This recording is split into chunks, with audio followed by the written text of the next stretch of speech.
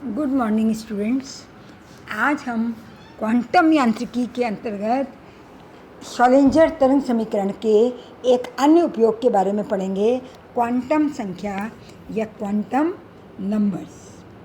Quantum संख्याओं के बारे में वैसे तो आप लोग छोटी क्लासेस से भी पढ़ते आए हैं, लेकिन आज हम ये जानेंगे कि ये क्वांटम नंबर जो हैं इनका ओरिजिन किस प्रकार से होता है, ये कहाँ से क्वांटम संख्याएं आती हैं। तो हम जानते हैं कि जब श्रोडिंगर तरंग समीकरण को हाइड्रोजन परमाणु के लिए हल किया जाता है तो 3 संख्याएं प्राप्त होती हैं जिन्हें क्वांटम अंक या क्वांटम संख्या कहा जाता है। When Schrodinger wave equation is solve for hydrogen atom, it gives 3 numbers known as quantum numbers। तो हाइड्रोजन परमाणु के लिए श्रोडिंगर तरंग समीकरण को हल करने पर हमें 3 क्वांटम संख्याएं प्राप्त होती हैं, जो कि कौन कौन सी हैं? मुख्य क्वांटम संख्या, द्विगंशीय क्वांटम संख्या और चक्रण क्वांटम संख्या। Principal quantum number, azimuthal quantum number और मैग्नेटिक क्वांटम नंबर। आप जानते हैं कि क्वांटम संख्याएं 4 होती हैं, पर चौथी क्वांटम संख्या जिसको हम कहते हैं चक्रण क्वांटम संख्या या स्पिन क्वांटम नंबर, वो चक्रण क्वांटम संख्या या स्पिन क्वांटम नंबर श्रोडिंगर तरंग समीकरण से प्राप्त नहीं होती है। तो यहाँ पर हम उन 3 क्वांटम नंबर के बारे में पढ़ेंगे जो कि हमें किस तरीके से मिलती हैं। हाइड्रोजन परमाणु के लिए जब हम श्रोडिंगर तरंग समीकरण को हल करते हैं या सॉल्व करते हैं।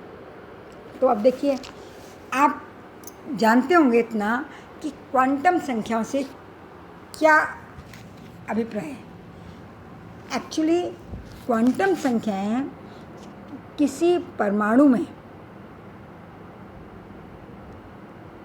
अनेक इलेक्ट्रॉनों में से किसी एक विशेष इलेक्ट्रॉन को इंगित करती हैं, रिप्रेजेंट करती हैं। तो सबसे पहले जो हमारी क्वांटम संख्या है उसे हम कहते हैं मुख्य क्वांटम संख्या या प्रिंसिपल क्वांटम नंबर। इस क्वांटम संख्या को हम n से प्रदर्शित करते हैं। अब ये क्या बताती है? इस क्वांटम संख्या द्वारा इलेक्ट्रॉन के कोश का पता चलता है कि इलेक्ट्रॉन कौन से ऑर्बिट में है, और इलेक्ट्रॉन के नाभिक से दूरी का भी ज्ञान होता है। इस क्वांटम संख्या के द्वारा हमें इलेक्ट्रॉन के कोश का पता चलता है और इलेक्ट्रॉन की नाभिक से दूरी का भी ज्ञान होता है। This quantum number indicate the shell of the electron and its distance from the nucleus. हम जानते हैं इलेक्ट्रॉन की ऊर्जा En क्या है? किसी निश्चित ऑर्बिट में उपस्थित इलेक्ट्रॉन की ऊर्जा, जहाँ n का मान 1 2 3 4 1 2 3 4 so on is equal to -2 pi square me4 z square upon n square h square होती है। यानी ये ऊर्जा ऋणात्मक है, नेगेटिव में। तो हम देखेंगे कि जैसे जैसे n की वैल्यू बढ़ती जाती है ये टर्म घटता जाएगा, और नेगेटिव में घटना मतलब बढ़ना, यानी n का मान बढ़ने पर इलेक्ट्रॉन की ऊर्जा बढ़ती है। As the value of n increases the energy of an electron also increases. n का मान बढ़ने पर इलेक्ट्रॉन की ऊर्जा बढ़ती है। ऋणात्मक में घट रही है, नेगेटिव में घटना मतलब बढ़ना, इंक्रीज करना। तो अब n क्या है? n कक्षकों, n ऑर्बिट, n शेल का, कोश का नंबर है। जैसे जैसे कोश का नंबर बढ़ता जाएगा वैसे वैसे इलेक्ट्रॉनों की नाभिक से दूरी भी बढ़ती जाएगी। तो ये हमें n का मान हमें ये भी बताता है कि इलेक्ट्रॉन नाभिक से कितनी दूरी पर है। n का मान जितना ज़्यादा है, इलेक्ट्रॉन की नाभिक से दूरी उतनी ही ज़्यादा है। इसी तरीके से n का मान जितना अधिक होगा, इलेक्ट्रॉन की ऊर्जा भी उतनी ही अधिक होगी। तो ये था हमारा प्रिंसिपल क्वांटम नंबर या मुख्य क्वांटम संख्या।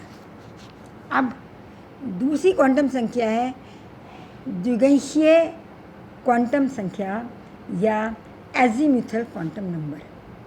इसको हम L से प्रदर्शित करते हैं। यहाँ मैं एक बात आपको बता दूं कि आपके कोर्स में इन सब का डेरिवेशन नहीं है, तो इनके डेरिवेशन कहाँ से हुआ, इस बारे में आपको ज़्यादा चिंता करने की आवश्यकता नहीं है। केवल आपको ये ध्यान रखना है कि इन संख्याओं के मान श्रोडिंगर तरंग समीकरण को हल करने से आए। किसके लिए? हाइड्रोजन परमाणु के लिए। These values are obtained by solving the Schrödinger wave equation for hydrogen atom। तो अब हम बात करते हैं द्विगंशीय क्वांटम संख्या या एजीम्यूथल क्वांटम नंबर की। इस क्वांटम संख्या के द्वारा इलेक्ट्रॉन के कोणीय संवेग का ज्ञान होता है। By azimuthal quantum number we get the idea about the angular momentum of an electron। Electron के कोणीय संवेग का क्या फॉर्मूला है? Mu is equal to √L into L+1 H/2π Bohr magneton. Bohr magneton is a unit. H/2π को हम कहते हैं बोर मैग्नेटॉन। अब अगर हम एस कोश की बात करें तो उसके लिए एल का मान 0 होता है। एस के लिए एल की वैल्यू 0 होती है। तो अगर एल का मान 0 होगा तो ये सब 0 हो गया। म्यू इज इक्वल टू 0, यानी एस में जो इलेक्ट्रॉन पाए जाएंगे उनके लिए कोणीय संवेग का मान 0 होगा। For the electrons present in s suborbit the value of angular momentum is 0। इसी तरीके से अगर हम p उपकोश या p सबऑर्बिटल की बात करें तो उसके लिए l का मान 1 होता है। l की वैल्यू कितनी होती है? 1। तो म्यू का मान कितना हो जाएगा? l की जगह 1 रख देंगे तो 1 + 1 2, 2 × 1 2, तो इट इज़ √2 H/2π, और we can say H/√2π। For electrons present in p orbital, the value of angular momentum is H/√2π। जो इलेक्ट्रॉन p उपकोश में है उनके लिए म्यू का मान H/√2π होगा। इसी तरीके से फॉर डी के लिए L is equal to 2। L का मान कितना होगा? 2। और जब हम इसको सॉल्व करेंगे तो म्यू का मान आ जाएगा √6 H/2π। इसी तरीके से F के लिए L का मान 3 और म्यू का मान √12 H/2π। तो इस तरीके से हम कह सकते हैं कि S के लिए L का मान 0। अगर कोई इलेक्ट्रॉन p उपकोश में है तो L का मान 1, और डी में है तो L का मान 2, और F के लिए L का मान 3, और उसी के सापेक्ष हमें एंगुलर मोमेंटम या कोणीय संवेग का ज्ञान भी प्राप्त होगा। अब यदि हम L के अनुमत मानों की बात करें, अलाउड वैल्यूज़, तो L 0 से शुरू होकर 1 2 3 कहाँ तक? n-1 तक। अगर n का मान 1 है तो L का मान केवल और केवल क्या हो सकता है? 0 से शुरू होगा, और n-1 यानी 1 - 1 0। तो यदि L इज इक्वल टू 0 है तो इसका मतलब क्या हुआ? इसमें केवल S कक्षक होगा, S उपकोश होगा, S सबऑर्बिटल होगा। n = 2 के लिए 0 और 1, 0 से 1 तक, यानी ज़ीरो किसको बताएगा? एस ऑर्बिटल, एस सब ऑर्बिट को, और 1 किसको बताएगा? पी के लिए। इसी तरीके से यदि n का मान 3 है तो l के संभावित मान क्या क्या होंगे? 0, 1, 2। 0 means s, p means 1 means p और 2 मीन्स d। इसी तरीके से n का मान यदि 4 है तो l क्या क्या होगा? 0, 1, 2 और 3। 0 means s, 1 means p, 2 means d and 4 means and 3 means F। तो हम कह सकते हैं कि पहले शेल में, पहली कक्षा में केवल S होगा, दूसरी में S और P दोनों होंगे, तीसरी में S, P और D सब ऑर्बिटल होंगे, और n = 4 में S, P, D और F सब ऑर्बिटल्स होंगे। इस तरीके से हम एजीम्यूथल क्वांटम नंबर या द्विगुंशीय क्वांटम संख्या से पता कर सकते हैं कि इलेक्ट्रॉन किस सब ऑर्बिट में होगा, एस पी, एस में होगा, पी में होगा, डी में होगा या एफ में होगा, और उसी के अकॉर्डिंग उसका कोणीय संवेग या एंगुलर मोमेंटम कितना होगा। इसकी जानकारी हमें द्विगुंशीय क्वांटम संख्या से मिलती है, जो कि श्रोडिंगर तरंग समीकरण को हाइड्रोजन परमाणु के लिए हल करने पर प्राप्त होती है। अब तीसरी संख्या जो हमें प्राप्त होती है वो है चुंबकीय क्वांटम संख्या या मैग्नेटिक क्वांटम नंबर। चुंबकीय क्वांटम संख्या या मैग्नेटिक क्वांटम नंबर, इस संख्या के द्वारा इलेक्ट्रॉन के चुंबकीय आघूर्ण का ज्ञान होता है। हमें नाम से पता लग रहा है मैग्नेटिक क्वांटम नंबर, तो ये क्या बताएगा? इलेक्ट्रॉन का मैग्नेटिक मोमेंट। इस क्वांटम संख्या द्वारा किसी उपकोष में उपस्थित कक्षकों की संख्या का पता लगता है।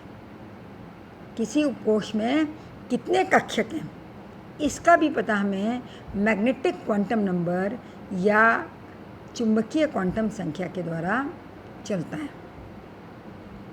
This quantum number gave information about magnetic moment of electron and also gave information about number of orbitals in a suborbit। किसी सब ऑर्बिट में कितने ऑर्बिटल्स हैं, इसके बारे में हमें पता चलता है। This quantum number give information about magnetic moment of electron.